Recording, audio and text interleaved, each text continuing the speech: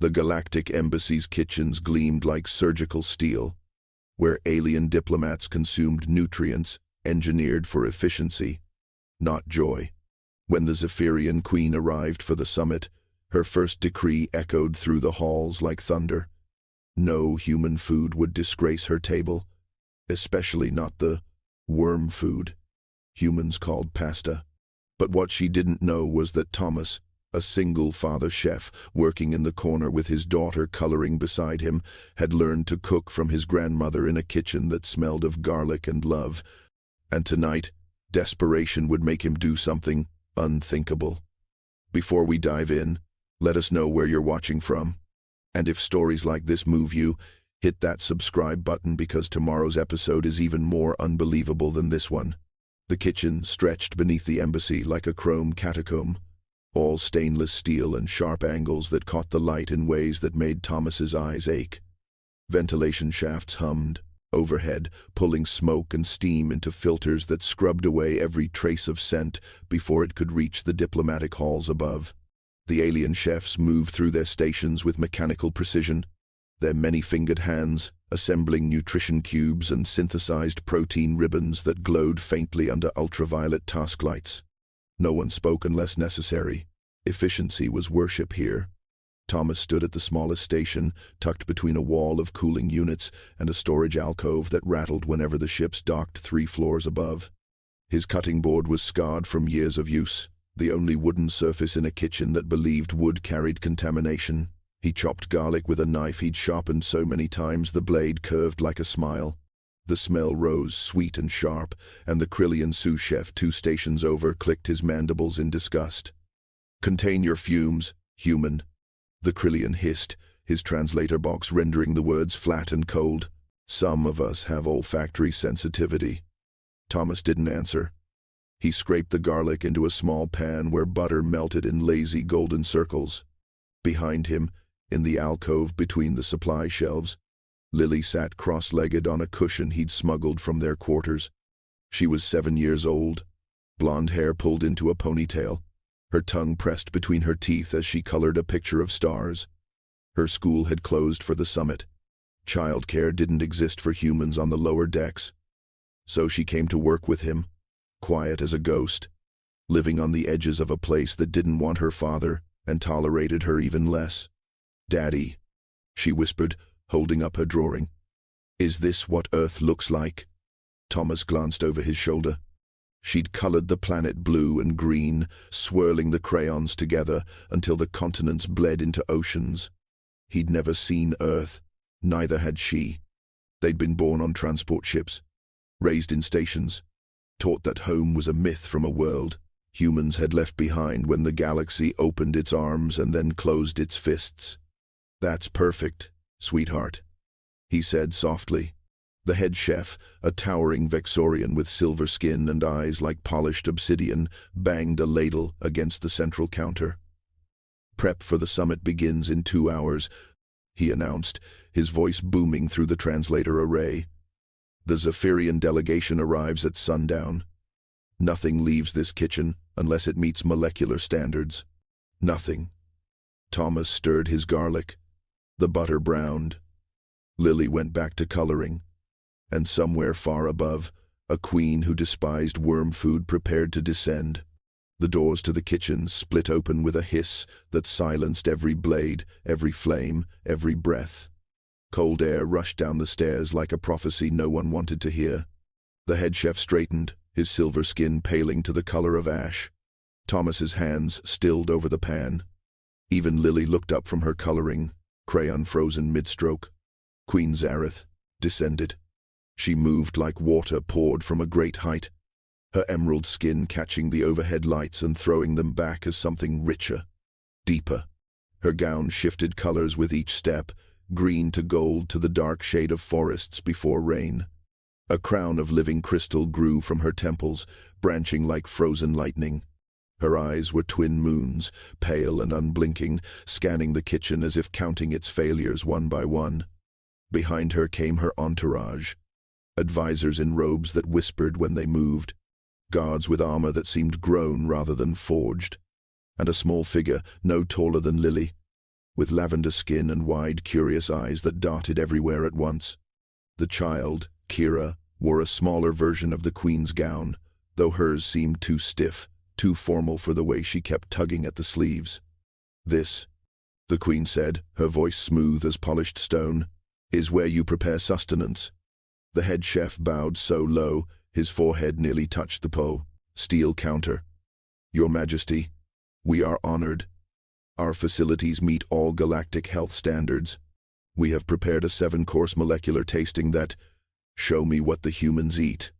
Silence dropped like a stone into deep water. The head chef's eyes flicked toward Thomas's station, then away, as if looking directly at it might spread contamination. "Your Majesty, human cuisine is rudimentary. It does not meet the standards befitting. I did not ask for your opinion. Show me." Every head turned. Thomas felt the weight of their stares, the heat of their judgment. The Krillian sous chef's mandibles clicked in what might have been amusement or disgust. Thomas wiped his hands on his apron and stepped forward, the butter still browning in his pan, the smell of garlic hanging in the air like an accusation. The queen approached his station with the careful steps of someone inspecting a contamination zone. Her eyes swept over his scarred cutting board, his hand-sharpened knife, the wooden spoon resting against the pan. She leaned forward slightly, her nose wrinkling. "Worm food," she said, her voice carrying across the kitchen like a sentence passed in court. "You feed your young this primitive paste, shaped like parasites." Kira peered around her mother's gown, eyes fixed on the butter turning gold in Thomas's pan. "It's called pasta, Your Majesty," Thomas said quietly. "It is called unacceptable," the queen replied. "No human food will disgrace my table, especially not worms. Remove it from my sight." The kitchen exhaled. Thomas's hands trembled as he turned off the flame, and Lily, watching from her alcove, stopped coloring. The kitchen became a storm of controlled chaos. Alien chefs moved like synchronized machinery, assembling the molecular feast with instruments that hummed and beeped in frequencies that made Thomas's teeth ache. Spheres of compressed nutrients floated in suspension fields. Foam sculptures rose from plates, like architectural models of cities that had never existed. Everything glowed, pulsed, or shimmered with an internal light that had nothing to do with flavor and everything to do with spectacle. Thomas cleaned his station in silence, scraping the browned garlic into the waste unit where it vanished with a sad hiss. The butter followed, golden and fragrant and utterly forbidden. He washed his pan with hands that moved on autopilot while his mind wandered to his grandmother's kitchen on the transport ship where he'd grown up, the one place that had smelled like home, even though home was a planet he'd never touch. "Daddy," Lily whispered from her alcove. "The little one keeps looking over here." Thomas glanced up. Kira stood beside her mother's advisor, a tall Zephyrian with skin like polished jade and eyes that reflected no warmth. The advisor was explaining something with grand gestures, pointing at the molecular sculptures with obvious pride. But Kira wasn't watching the food.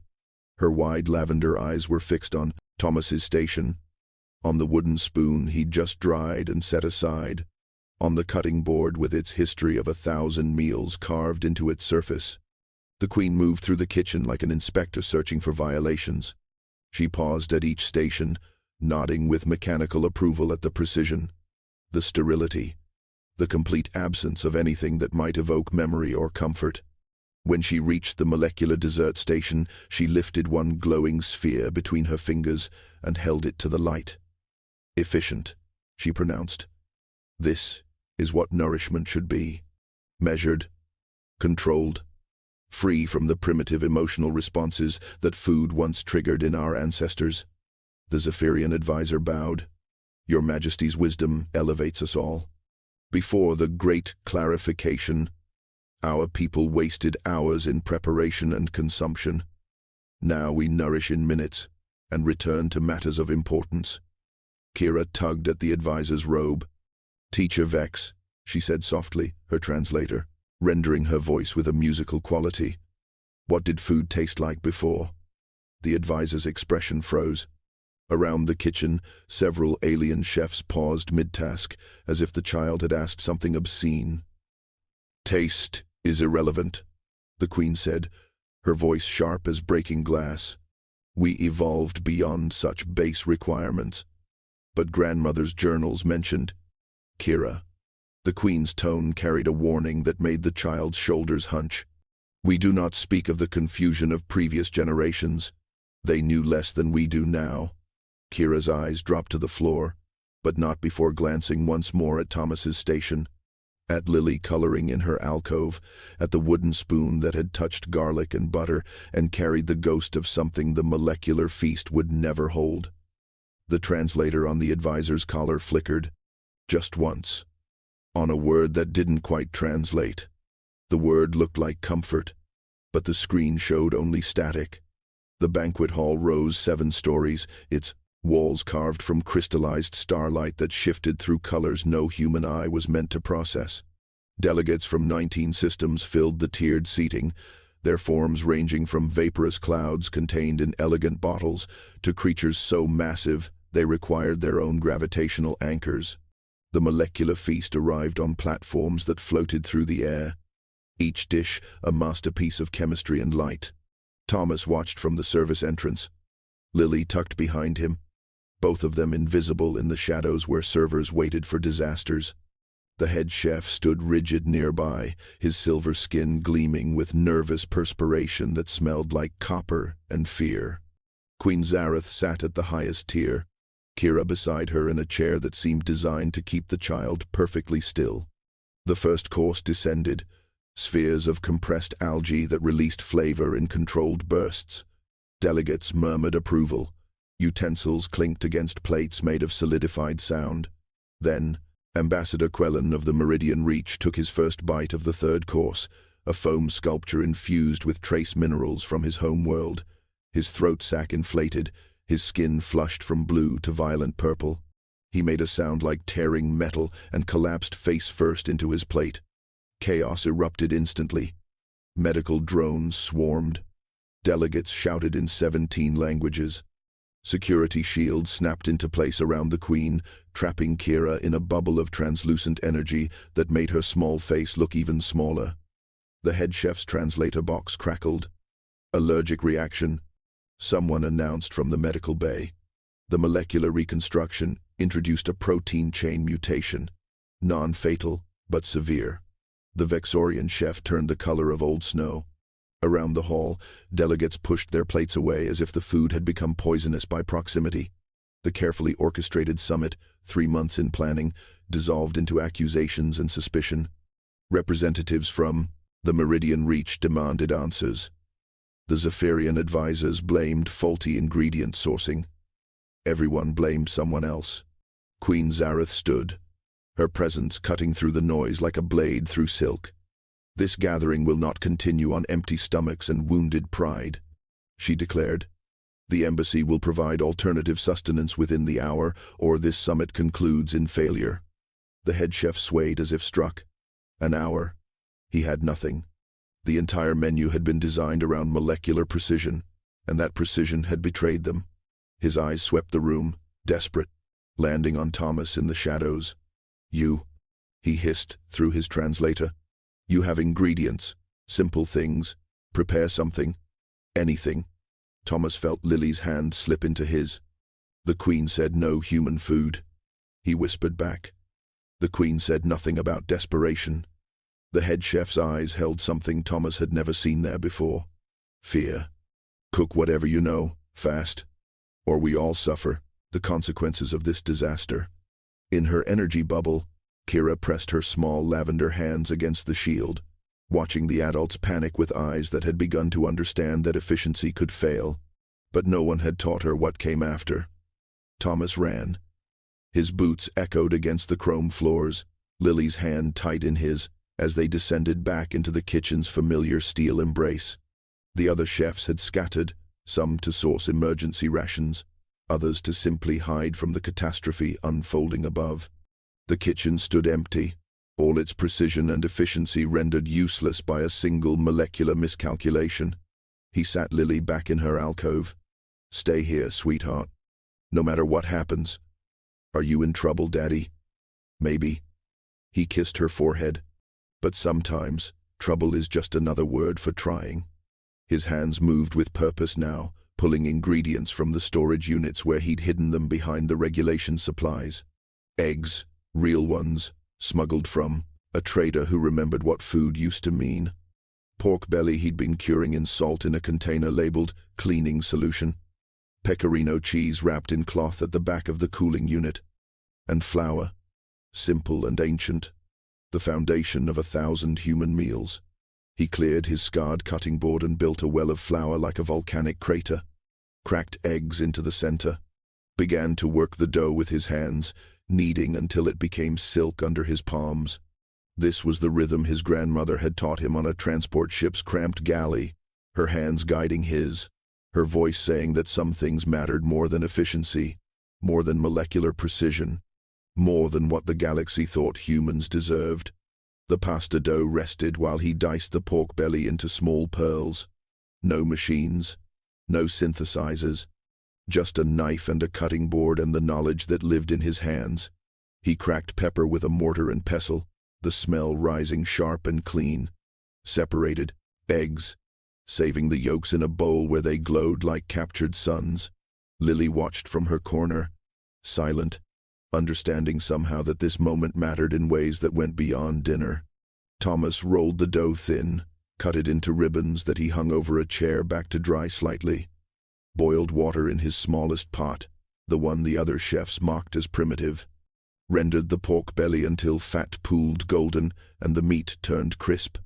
The smell filled the kitchen, garlic and pepper and pork, something alive and real in a place designed to eliminate such things. He knew what would happen when the Queen saw this, knew he'd be dismissed, maybe worse, knew that humans who overstepped their place didn't get second chances in a galaxy that had already decided their worth. But he also knew what hunger looked like, had seen it in the delegates' faces when the feast failed, had recognized it in Kira's eyes when she'd looked at his wooden spoon. The pasta hit the boiling water.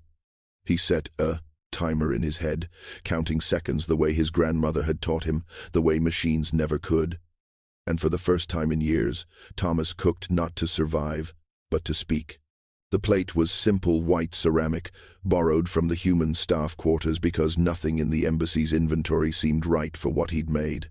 Thomas twirled the pasta with wooden tongs, creating a nest that steamed in the cool air. He spooned the sauce over it, egg yolks and pasta water and pork fat combining into something that gleamed like liquid gold. Crispy pork pieces on top, a final crack of black pepper, a whisper of grated cheese. He carried it up the stairs himself, Lily trailing behind despite his protests. The banquet hall had reorganized into a tense waiting room. Delegates, clustered in groups, whispering behind translation fields. Ambassador Quellen had recovered enough to sit upright, his throat sac still slightly inflated, a medical drone hovering at his shoulder. Queen Zareth sat, alone at her tier, Kira beside her, both watching the chaos with expressions carved from stone. When Thomas emerged from the service entrance, every conversation stopped. A human, carrying food, walking toward the Queen. "Your Majesty," Thomas said, his voice steadier than his hands. "The kitchen offers this with apologies for the earlier failure." He set the plate before her. Steam rose, carrying scents that had no business in a hall designed for molecular precision. The Queen stared at it, as if he'd placed a live creature on her table. "This is the worm food," she said flatly. "This is carbonara, Your Majesty. It's what my grandmother made when everything else was complicated." Kira leaned forward, her small nose twitching. "It smells like the journals," she whispered. The Queen's eyes snapped to her daughter, then back to the plate. Around the hall, delegates crept closer, drawn by curiosity or contempt or simple hunger. The Zephyrian advisors formed a wall of disapproval, but none dared speak while the Queen considered. She lifted her fork. The movement seemed to take years. Thomas felt Lily's hand slip into his again, both of them holding their breath as the Queen twirled pasta around the tines with surprising grace, as if the motion lived somewhere in her memory. She raised it to her lips. The first bite happened in absolute silence. The queen's eyes closed. Her shoulders, rigid with a lifetime of controlled dignity, softened by a fraction so small it might have been imagined. She chewed slowly, and something crossed her face that Thomas had never seen on any Zephyrian. Confusion warring with recognition, as if she'd bitten into something that knew her name. She swallowed, opened her eyes. They were wet. "What?" she said, her voice breaking on the single word.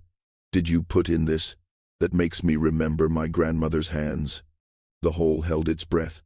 Kira stared at her mother with wonder and fear, and Thomas, who had expected anger or dismissal, found himself answering a question he'd never anticipated. "Nothing that isn't already there, Your Majesty. Just butter and eggs and time."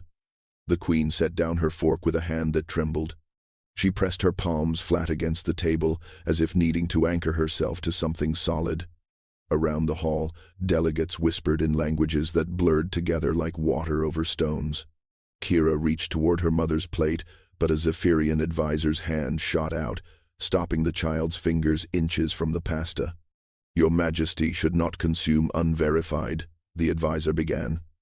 "Release her," the queen said quietly. The advisor's hand withdrew as if burned. Kira's small fingers pinched a single strand of pasta, brought it to her mouth. Her eyes went wide, then soft, then filled with something that looked like grief for a loss she hadn't known she'd suffered. "Mama," she whispered, "this is what the word means." "What word, child?" Kira pointed at the advisor's translator collar, where the screen still flickered with static over that single untranslatable term. "The one that doesn't work anymore. The one in great-grandmother's journals that always shows empty." The queen stood. She moved to the advisor and pulled the translator from his collar with a sharp tug that made him flinch. She held it before her eyes, watching the screen struggle with a word that had been lost when the Zephyrians chose efficiency over memory. "Comfort," Thomas said softly. Every head turned toward him. He felt the weight of their attention like gravity, increased tenfold. But Lily squeezed his hand and he continued. "The word that keeps glitching. It's comfort. When food is more than fuel. When it carries the hands that made it and the kitchens where you learned what love tastes like." The queen's fingers tightened around the translator until the casing cracked. "We evolved beyond such primitive emotional dependencies," she said, but her voice lacked conviction. "The great clarification freed us from the inefficiency of sentiment attached to sustenance." "Did it free you?" Thomas asked gently. "Or did it take something you needed?" Silence stretched like a wire pulled too tight. Then Kira spoke, her child's voice carrying across the hall with devastating simplicity. "Great-grandmother's last journal entry said she was sorry. That we would forget how to miss things. That efficiency would feel like wisdom until we couldn't remember what we'd lost." The queen looked at her daughter, at the pasta cooling on the plate, at Thomas, standing with his human child in a hole full of species who had spent centuries dismissing his kind as primitive. Delegates from other systems began approaching the table, drawn by the scent, by the queen's reaction, by the possibility that something had been unlocked, that they too had sealed away. Ambassador Quellen, recovered now, stood with difficulty. "I would taste this comfort," he announced, "if it explains what molecular precision cannot." Others murmured agreement. The head chef appeared at the service entrance, his silver skin flushed with panic and hope. And Thomas realized that his small kitchen had just become the center of something much larger than dinner. The kitchen transformed into organized chaos. Thomas cooked batch after batch of pasta while alien delegates lined up like pilgrims at a shrine they'd forgotten existed. The head chef, sensing the political shift, suddenly became helpful, bringing Thomas ingredients and clearing space, as if the wooden cutting board had always been the kitchen's centerpiece. Lily sat on her cushion, watching species she'd only seen in textbooks kneel beside her father's station. Acrylian, who'd mocked the garlic smell, now breathed it in deeply, mandibles clicking softly. A Vayari noble wept pale blue tears into her carbonara. Ambassador Quellon ate 3 portions, his throat sac pulsing with what his translator called nostalgic recognition. Queen Zareth remained at her table, with Kira, both watching the procession. The queen had eaten half her portion before stopping, as if afraid that finishing it would confirm something she wasn't ready to accept. Kira had no such reservations. She'd cleaned her plate and asked for more, which a nervous server had delivered with a bow so deep it looked like collapse. The younger delegates ate with abandon. The older ones approached cautiously, carrying decades of conditioning that said efficiency was wisdom and emotion was weakness. But hunger, Thomas noticed, didn't care about philosophy. Hunger knew what it needed. Between batches, Thomas felt small fingers tug his apron. He looked down to find Kira standing beside him, her lavender skin darker in the kitchen's harsh lights, her eyes full of questions that had no diplomatic filters. "May I ask you something?" she said. "Of course. Why do you make this if everyone said it was worm food?" Thomas knelt, so they were eye level. Lily came over, standing beside Kira with the unconscious solidarity of children who recognized kindred spirits. "Because I remember what it meant when someone made it for me," Thomas said, and forgetting that felt worse than being mocked for it. Kira absorbed this with the seriousness of someone much older. Then she turned and walked back to her mother with steps that carried purpose. She climbed into the chair beside the queen and asked a question that cut through centuries of carefully constructed cultural evolution. "Mama, if you miss it, why did you stop?" The queen looked at her daughter, at the empty plate, at the delegates below discovering something their species had deliberately abandoned. Her advisors stood in a tight cluster, their expressions ranging from horror to poorly concealed curiosity. The conservative faction had already begun murmuring about emotional manipulation and cultural regression. "Because," the queen said slowly, "we believed that letting go of comfort made us stronger." "Did it?" The queen had no answer. She looked at Thomas, still cooking in his corner, his daughter coloring beside his station, both of them existing in spaces the galaxy had told them were too small for significance. She looked at the translator in her hand, still glitching on a word her people had erased from their vocabulary but not from their need. And for the first time in her reign, Queen Zareth admitted uncertainty in a voice everyone could hear. The senior Zephyrian advisor, Magistrate Vol, stepped forward with the sharp precision of someone who'd been waiting for this moment. His jade skin seemed to darken, his robe settling around him like armor. Behind him stood the conservative faction, 7 elders whose combined age exceeded most planetary formations. "This has gone far enough," Vol declared, his voice amplified by the hall's acoustics. "What we witness is not cultural exchange, it is emotional manipulation through chemical means. This human has introduced substances designed to trigger primitive neural responses that our people evolved beyond for good reason." Murmurs of agreement rippled through the older delegates. Some who'd been waiting for pasta quietly stepped back, their expressions shifting from curiosity to suspicion. Thomas felt the room's energy change like weather turning cold. "The great clarification freed us from such base manipulation," Vol continued. "Our ancestors recognized that food used for emotional control kept populations docile, prevented progress, chained species to cyclical behaviors that served comfort over advancement. This human threatens to undo centuries of evolutionary refinement." The queen stood slowly. "He made pasta, Vol, not propaganda. Is there a difference, Your Majesty? You yourself weep over worm food while our enemies watch." The Meridian delegation laughs. The Krillian observers record every moment of Zephyrian weakness. "This human has made you vulnerable in a hall designed for strength." Thomas stopped cooking.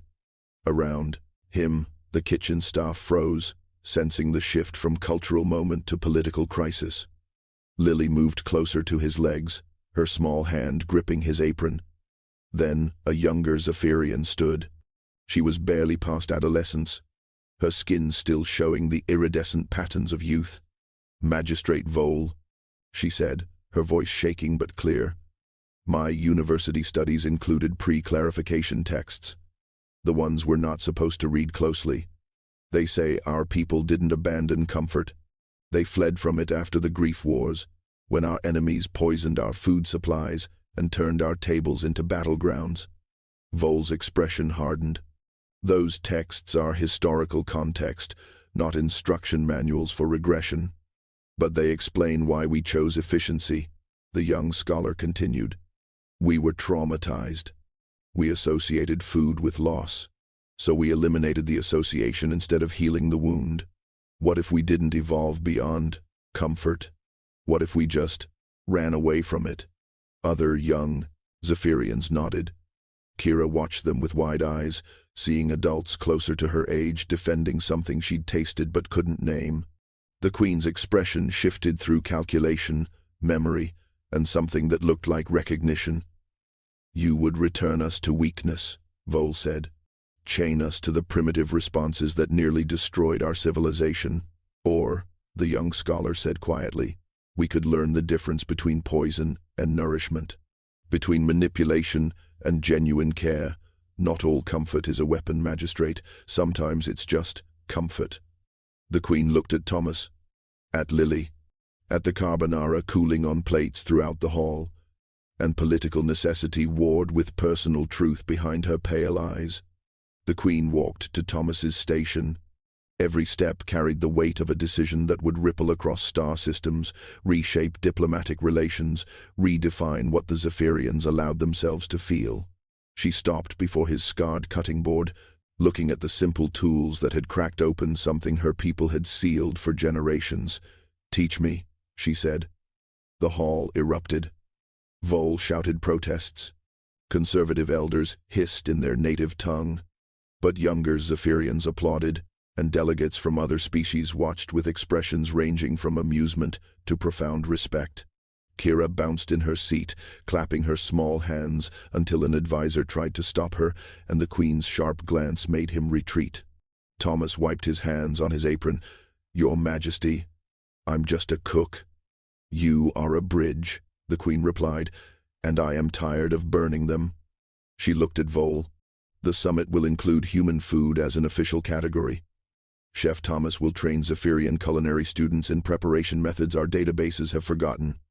And the word comfort will be restored to our language with full translation protocols. Vol's skin flushed dark with fury. You reshape our culture for pasta.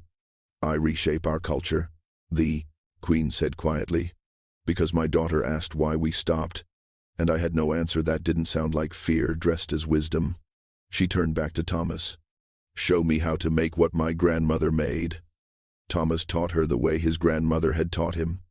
Hands in flour, eggs in the well, kneading until the dough became something that carried intention. The Queen's movements were clumsy at first, uncertain, her hands accustomed to signing legislation, not shaping food. But slowly, with Kira watching and Lily offering encouragement, she found the rhythm. Other delegates approached. The young Zephyrian scholar, Ambassador Quellen, even a few of the conservative elders, drawn by curiosity stronger than conviction. The kitchen became a classroom where species learned from a human they dismissed as primitive, discovering that wisdom sometimes wore an apron and smelled like garlic. Lily and Kira sat together on the cushion, coloring pictures of pasta plates and stars. Their laughter carried through the kitchen like a language that needed no translation. Weeks later, Thomas's station was no longer in the corner. The embassy had built him a proper kitchen with windows that looked out on nebulae and distant suns. Lily's drawings hung on the walls, official art in a place that had forgotten beauty could be simple. And every evening, delegates lined up not for molecular precision but for carbonara made by human hands and Zephyrian students who'd learned that comfort wasn't weakness. Queen Zareth visited often, sometimes with Kira, sometimes alone. She'd roll pasta in silence, her hands remembering what her culture had tried to forget. And when she served it to her people, she called it by its proper name, not worm food, not primitive fuel, but what it had always been. A recipe for connection, one plate at a time.